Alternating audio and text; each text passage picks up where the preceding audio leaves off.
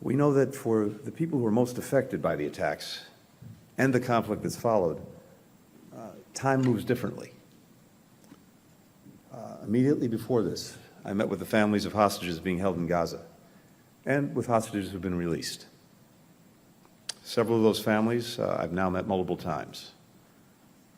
For them, every day, every hour, every minute that they're separated from their loved ones is an eternity. Time feels different for families in Gaza as well, hundreds of thousands of whom are experiencing acute food insecurity. For the mother or father trying to find something to feed a hungry child, the passage of another day without food is excruciating. Time also feels different for Israelis and Palestinians whose innocent loved ones have been killed. For them, time often falls into before and after. The after filled with a loss that most of us will never know and cannot fully imagine. And those are just a few examples of how heavy these 95 days have felt and continue to feel for the people most affected by this conflict. This immense human toll is one of the many reasons that we continue to stand with Israel in ensuring that October 7th can never happen again. It's also why we're intensely focused on bringing the remaining hostages home, addressing the humanitarian crisis, and strengthening protection for civilians in Gaza, and preventing the conflict from spreading. And it's the reason we're working urgently to forge a path to security in this region. We believe the submission against Israel to the International Court of Justice distracts the world from all of these important efforts. And moreover, the charge of genocide is meritless. It's particularly galling, given that those who are attacking Israel, Hamas, Hezbollah, the Houthis, as well as their supporter Iran, continue to openly call for the annihilation of Israel and the mass murder of Jews. On this trip, I came to Israel after meeting with the leaders of Turkey, Greece, Jordan, Qatar, the United Arab Emirates, Saudi Arabia. All of those leaders share our concern about the spread of the conflict. All of them are committed to using their influence, using the ties that they have to prevent it from escalating, to deter new fronts from opening. In addition, all express grave concern about the dire humanitarian situation and the number of civilians killed in Gaza. We know that facing an enemy that embeds itself among civilians, who hides in and fires from schools, from hospitals, makes this incredibly challenging. But the daily toll on civilians in Gaza, particularly on children, is far too high. Important progress has been made in increasing the amount of aid getting into Gaza, including by opening Kerem Shalom.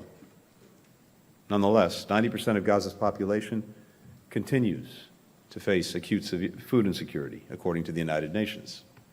For children, the effects of long periods without sufficient food can have lifelong consequences. As I underscored in our meetings today, more food, more water, more medicine, other essential goods need to get into Gaza, and then once they're in Gaza, they need to get more effectively to the people who need them. And Israel needs to do everything it can to remove any obstacles from crossings to other parts of Gaza, improving deconfliction procedures to ensure that the aid can move safely and securely is a critical part of that. The United Nations is playing an indispensable role in addressing the immense humanitarian needs in Gaza. There is simply no alternative. UN personnel and other aid workers in Gaza are demonstrating extraordinary courage by continuing to provide life-saving services in what are extremely challenging conditions. I spoke last night with the UN's new Senior Humanitarian and Reconstruction Coordinator for Gaza, Sigrid Kaag, about all of these efforts that are underway. Now, Sigrid Kaag is someone I worked very closely with a few years ago when she led the UN mission that destroyed the Assad regime's chemical weapons in Syria. So I can say from experience, she has what it takes to get this job done. She has America's full support. She must have Israel's as well. Today, we also discussed the phased transition of Israel's military campaign in Gaza. We continue to offer our best advice for how Israel can achieve its essential goal of ensuring that October 7th can never be repeated. And we believe Israel has achieved significant progress toward this fundamental objective. As Israel's campaign moves to a lower intensity phase in northern Gaza, and as the IDF scales down its forces there, we agreed today on a plan for the UN to carry out an assessment mission. It will determine what needs to be done to allow displaced Palestinians to return safely to homes in the north. Now, this is not going to happen overnight. There are serious security, infrastructure, and humanitarian challenges. But the mission will start a process that evaluates these obstacles and how they can be overcome. In today's meetings, I was also crystal clear. Palestinian civilians must be able to return home as soon as conditions allow. They must not be pressed to leave Gaza. As I told the Prime Minister, the United States unequivocally rejects any proposals advocating for the resettlement of Palestinians outside of Gaza. And the Prime Minister reaffirmed to me today that this is not the policy of Israel's government. We also spoke about the tensions on Israel's northern border with Lebanon, where Hezbollah continues to launch daily rocket attacks on Israel. As I told the War Cabinet and other senior officials, the United States stands with Israel in ensuring its northern border is secure. We're fully committed to working with Israel to find a diplomatic solution that avoids escalation and allows families to return to their homes, to live securely in northern Israel and also in southern Lebanon. Finally, we continue to discuss how to build a more durable peace and security for Israel within the region. As I told the Prime Minister, every partner that I met on this trip said that they're ready to support a lasting solution that ends the long-running cycle of violence and ensures Israel's security. But they underscored that this can only come through a regional approach that includes a pathway to a Palestinian state. These goals are attainable, but only if they're pursued together. This crisis has clarified you can't have one without the other, and you can't achieve either goal without an integrated regional approach. To make this possible, Israel must be a partner to Palestinian leaders who are willing to lead their people in living side by side in peace with Israel and as neighbors. And Israel must stop taking steps that undercut Palestinians' ability to govern themselves effectively. Extremist settler violence carried out with impunity, settlement expansion, demolitions, evictions, all make it harder, not easier, for Israel to achieve lasting peace and security. The Palestinian Authority also has a responsibility to reform itself, to improve its governance, issues I plan to raise with President Abbas, among others, when we meet tomorrow. If Israel wants its Arab neighbors to make the tough decisions necessary to help ensure its lasting security, Israeli leaders will have to make hard decisions themselves. When President Biden addressed the people of Israel days after the October 7th attack, he made a very simple pledge. The United States has Israel's back today, tomorrow, always. The friendship between our nations is truly exceptional. It's our unique bond and America's enduring commitment to the people of Israel that allows, indeed demands, that we're as forthright as possible in the moments when the stakes are highest, when the choices matter the most. This is one of those moments. Happy to take some questions. The first question goes to Simon Lewis with Reuters.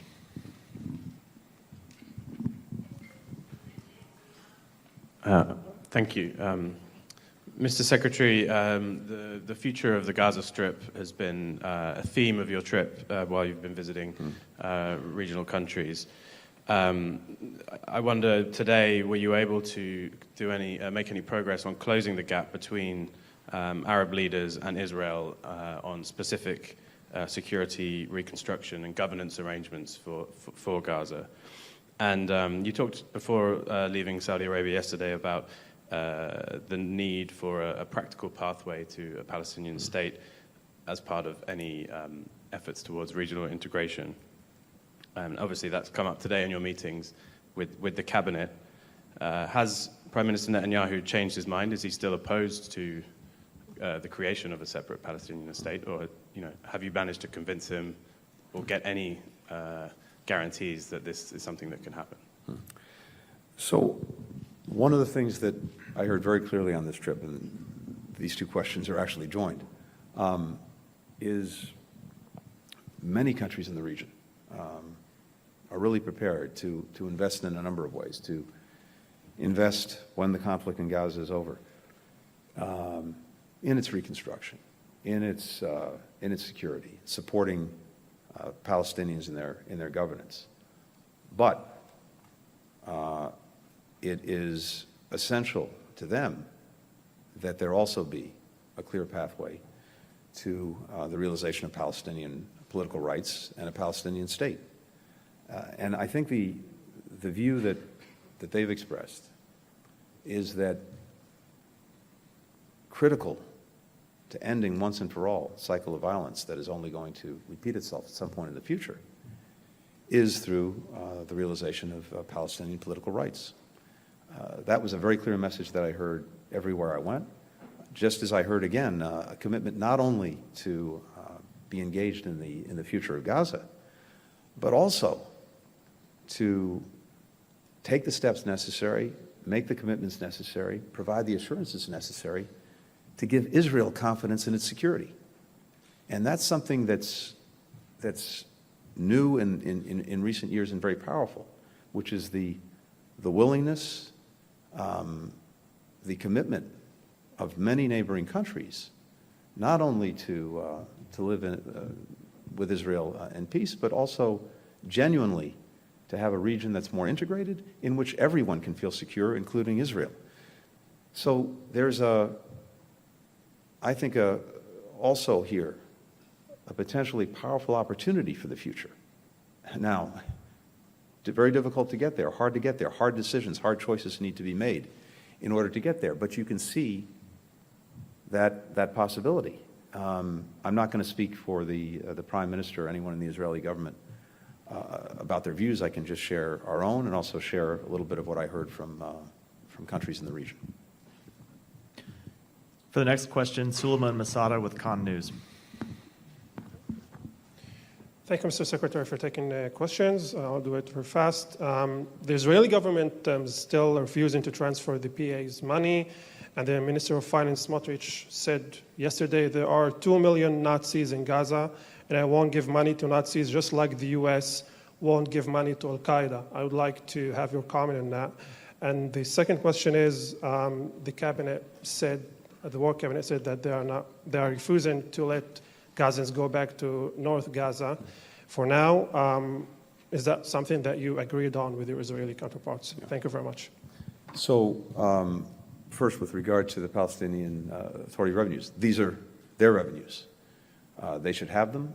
They should have them in order to be able to make sure that they can pay their people who are providing essential services, including doing essential work in the West Bank, the Palestinian Authority security forces, who are playing a very important role in trying to keep peace, security, stability in the West Bank, something that's profoundly in Israel's interest. So we believe that those revenues should be released to them. Again, their revenues and being used to do something that's important to Israel. And when it comes to the future governance of Gaza, when the conflict is over, of course, people need to be paid. They need to be able to do the work necessary to administer Gaza, to do the other things that will be critical once the conflict ends. In terms of Palestinians and moving back north in Gaza, as I spoke to earlier, we have an agreement that the UN will now conduct an assessment to determine the conditions necessary for people to be able to move back home. There are a lot of really challenging and important issues to deal with, including things like unexploded ordnance and booby traps and other explosives that have been left by Hamas, infrastructure questions, proper support. All of those things are going to be evaluated by the United Nations pursuant to this agreement. And then, as soon as conditions allow, we want to see people be able to move back to their homes. And we've been very clear about the necessity of doing that when conditions allow, and making sure that if people want to go back, they can go back. Will Malden with the Wall Street Journal. Thank you so much. I just wanted to ask about, we've heard some voices among Israeli political leaders talking about the threat of Iran in the region, and of course, its proxies, Hezbollah and the Houthis, have been active in and around this conflict. But you're bringing a message to the region of de-escalation. Was your message of de-escalation heard and agreed with when you spoke to your Israeli counterparts and political leaders today? Or, we certainly haven't seen that. In the last few days, there have been strikes on Hezbollah that would appear to be an escalation. Do you support that? And is the U.S. and its partners, are they prepared to take a strike against the Houthis because of their continued action in and around the Red Sea? Thank you. Thanks, Will. One thing that we've heard clearly every place we've gone, including in Israel, is that escalation is in no one's interest. No one's seeking it. No one wants to see other fronts opened in this conflict. And more than that, as I've already shared, we have countries around the region that are using their relationships, using their influence to try to make sure that that doesn't happen. We had extensive discussions about that today, as we had on other days of this trip. And here we focused particularly on the situation in northern Israel. And it's very clear to me from these conversations a few things. First, we strongly support the proposition that Israelis need to know security so that they can return to their homes in northern Israel. 80,000 or so Israelis have been forced from their homes because of insecurity coming from southern Lebanon, the rocket attacks, other threats posed by Hezbollah. Equally, we believe, and the government of Israel believes, that a diplomatic path is the best way to achieve that security. And that's exactly what we'll continue to pursue. That's what the government said today, and that's what we're focused on. More broadly, we have, you're right, a number of actions being taken by the Houthis, by other Iranian proxies in Iraq, in Syria, that threaten stability and threaten the potential for conflict. And we're determined, again, that we not see escalation, that we don't have the conflict spread, and we've made that very clear. But of course, if our personnel, if our forces are threatened or attacked, we'll take appropriate steps. We'll respond. We'll protect them. We've demonstrated that in the recent past, and we will again if we have to. We talked already about the threat that the Houthis are posing. That's a threat not to us, just to us or to Israel. It's a threat to the entire international community because they've been attacking shipping through the Red Sea that's vital to providing, it provides about 15% of global commerce every day. These attacks have had very, very negative effects for countries around the world in terms of forcing ships to route around the Red Sea, take longer routes, more expensive, more time, insurance rates goes up, prices for food, for medicine, for energy, for whatever's being shipped are going up. And more broadly, it's a threat to the principle of freedom of navigation that every country has a stake in. That's why more than 40 countries joined us in condemning the Houthi actions. That's why other countries have joined us in making clear that if this continues, there are going to be consequences. But no one was looking to create a conflict or to escalate a conflict. On the contrary, we're seeking to prevent that from happening. But we also have to uphold basic principles of international law, including freedom of navigation, and we have to make sure that our own personnel, when they're under threat, are being protected. You said there are going to be consequences. Does that mean there has been a decision by the U.S. or its partners to take action? Look, I'm not going to speculate on what will happen in the future. We just want to make clear that if these actions by the Houthis continues, there'll be consequences. I'm not going to say anything beyond that. For the final question, Walid Al-Amari with Al Jazeera. Thank you, Walid Al-Omari, Al Jazeera Bureau Chief in Jerusalem. First, let me, Mr. Secretary of State Blinken, thank you for expressing your deep sadness about the tragedy of our dear colleague, Al Jazeera reporter in Gaza, Wael Dahdoux. Wael has lost his wife and 3 sons and his grandchildren in an Israeli bombardment of the house where they were fled from the center of Gaza City and displaced to the southern Gaza Strip on 25th of October. 2 days ago or 3 days ago, he lost his eldest son, Hamza, who was a journalist in Al Jazeera media network and was killed in an Israeli airstrike that hit a civilian car in Rafah. 110 Palestinian journalists were killed so far by Israeli army in Gaza during the war. More than 20,000 civilians were killed and tens of thousands were injured and hundreds of thousands were displaced from their homes that no longer exist. The situation of the Israeli citizens is also difficult. Tens of thousands were displaced from the Gaza envelope and the borderline with Lebanon, and hundreds of civilians were killed in the Hamas attack on the 7th of October. And there are many prisoners and hostages from both sides, as you know. My question, why do you, as a superpower and as leading force in the international community, not oblige the parties, and especially the Israeli government, to cease fire in Gaza and respect the United Nations resolutions and dedicated the peaceful solution instead of both sides continuing wash blood by more blood? My second question is related to the matter of normalization. Is the USA really busy with the matter?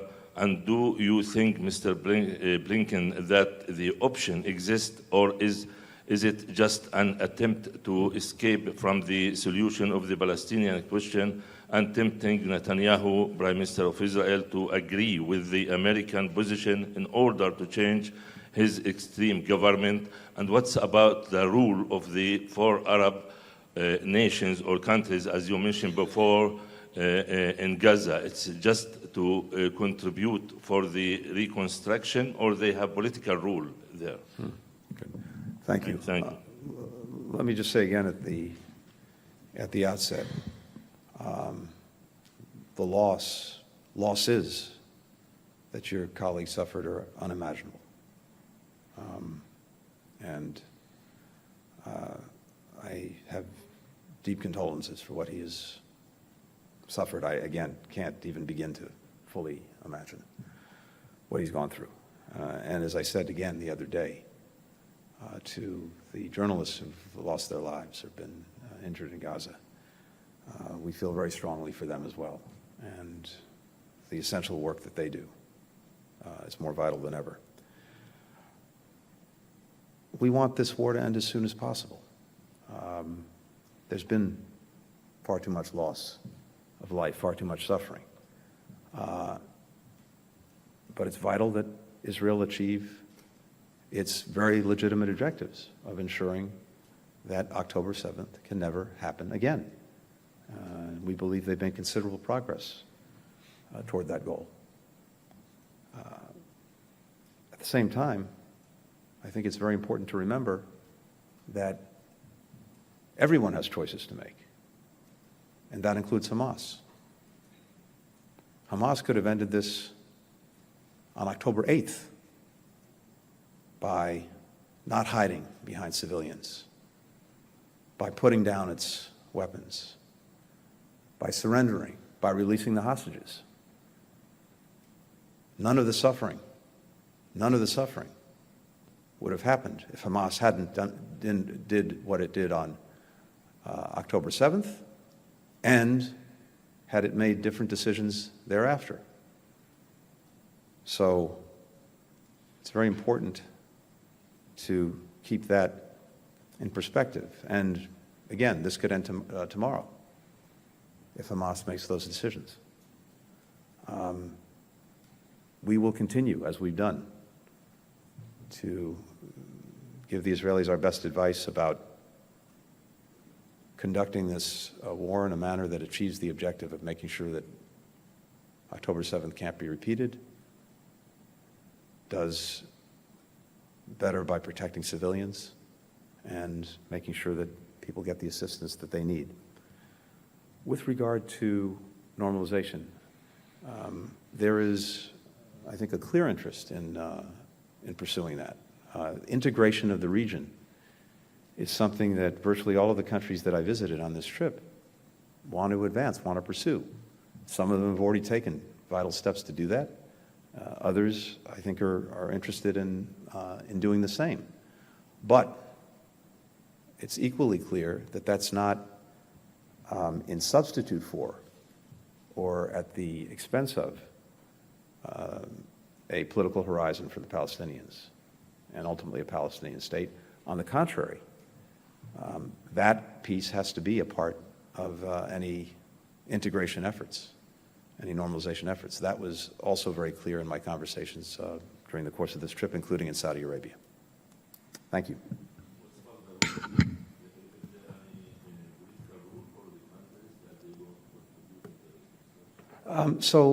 Again, I think these things are somewhat joined. It's clear that, as I mentioned before, most of the countries I visited are really prepared to, I think, support Gaza in the future, to support all the efforts that are necessary, and to support Palestinian-led governance for Gaza. But it's also vitally important to them that there be a pathway forward for the Palestinians in terms of their overall political rights and a very clear political horizon. We and they support Palestinian governance that's joined of Gaza and the West Bank, and a pathway to a state. That's, again, very clear from everyone I talked to in the region. Thank you.